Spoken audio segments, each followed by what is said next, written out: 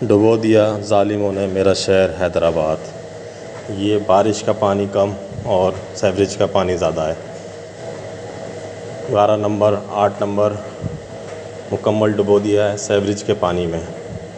2 हफ़्ते से 12 नंबर डूबा हुआ है और 1 हफ़्ते से ज़ायद 8 नंबर डूबा हुआ है।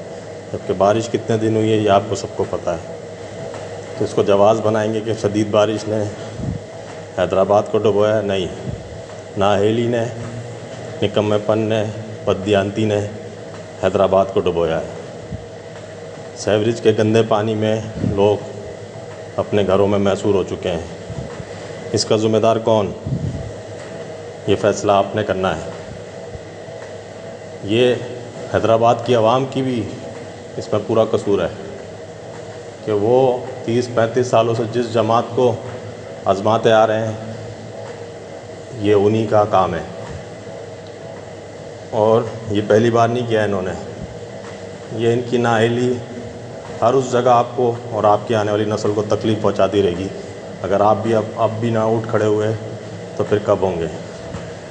ये कुदरती आफ़ात नहीं, ना ये ज़मीनी आफ़ात है।